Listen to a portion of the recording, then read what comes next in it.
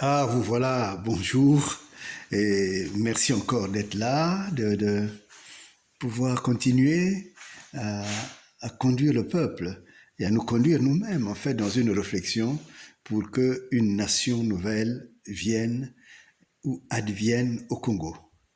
Et le Congo que vous me présentez est un Congo qui me fait mal. Parce que vous me présentez une junte militaire, des militaires qui ont coupé la tête à un opposant et ils sont en train d'exhiber cette tête, un peu comme une sorte de trophée. Et cela fait mal parce que, en fait, euh, quand je vous parlais de ce Congo génocidaire, quand je vous parlais de ce Congo qui est entre les mains des mercenaires, je voulais vous dire aussi que nous avons une jeunesse qui est, en fait, qui n'a même pas le sens du secret. Et au lieu du secret, c'est le sens du sacré. Pourquoi le sacré est un secret? Parce que c'est dans le sacré que l'on va trouver la valeur. C'est par exemple, vous voyez, quand on dit les Bantous, d'abord, on n'est pas Bantou, on est Bantou. Bantou, c'est-à-dire que nous sommes la tête. Et en étant la tête, nous devons donner une direction. Mais cette direction, on la tire d'où? On la tire du secret de nous-mêmes.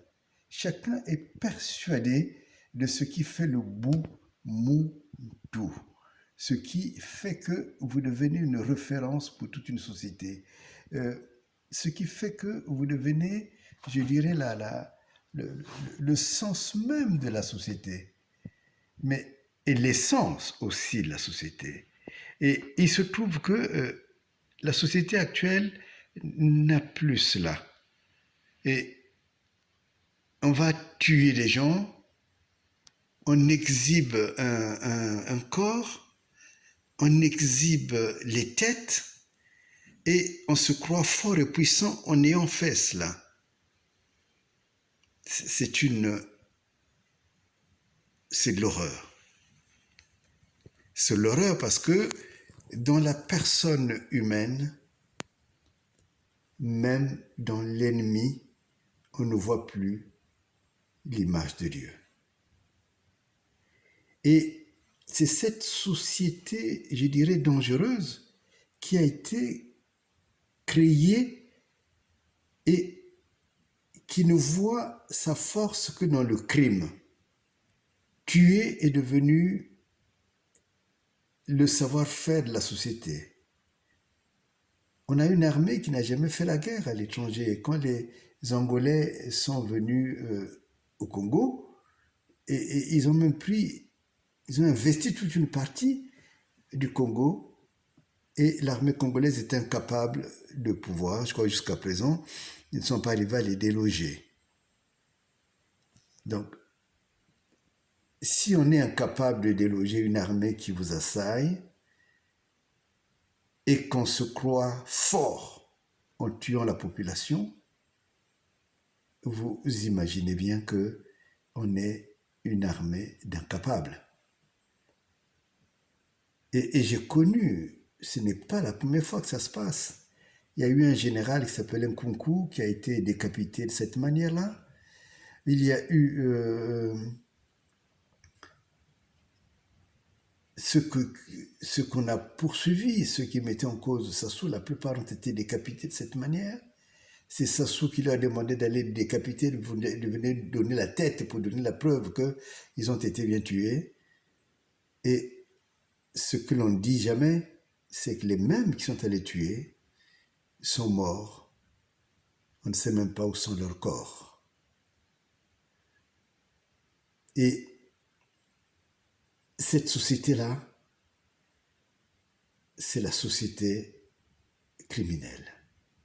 Cette jeunesse, on l'a formée pour le crime. Et la nation qui en sort ne sera jamais une nation de paix. Elle sera toujours une nation faible. Et c'est pour cela qu'il est important que nous prenions conscience qu'il faut que ce Congo s'arrête, parce que ce n'est pas le vrai Congo.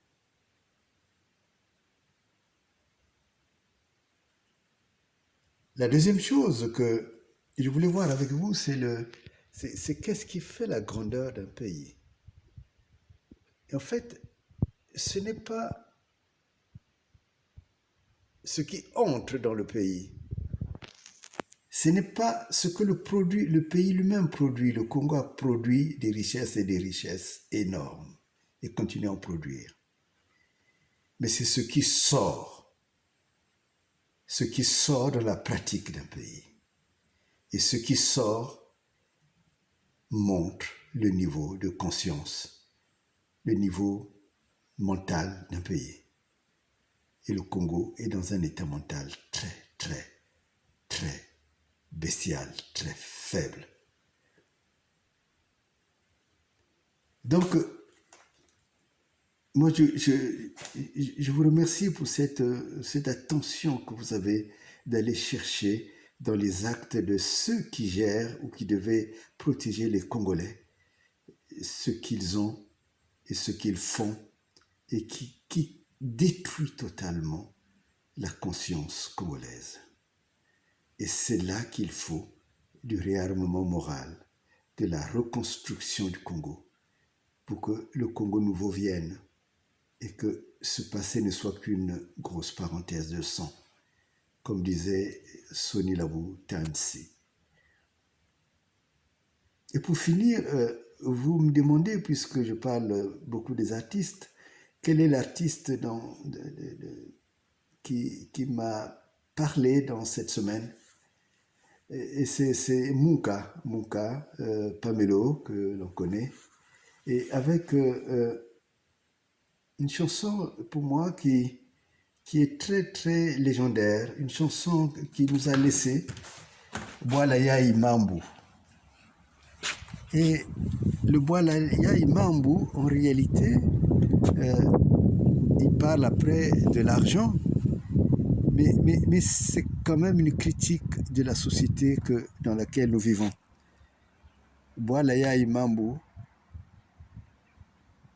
notre nation, est un lieu où il se passe des choses énormes.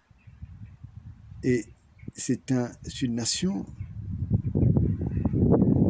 qui est devenue uniquement un lieu du crime, où l'homme ne peut pas avoir la paix, où l'homme ne peut pas vivre dans la paix. Donc, soyez-y attentifs pour que nous renversons ce système génocidaire. Ne regardez pas ce qu'ils vous disent, tous ces discours, mais regardez la réalité. Regardez ce que je vous dis. Regardez les génocides. Regardez le fait qu'ils sont des mercenaires. Regardez tout cela. Et c'est de là que viendra votre conscience. Et quand la conscience s'élève, la conscience est un grand feu. Et c'est pour cela que la justice que réclame la conscience est aussi un feu. Voilà. Et je voudrais que vous transmettez cela à notre peuple, vous, mes émissaires. Que Dieu vous garde.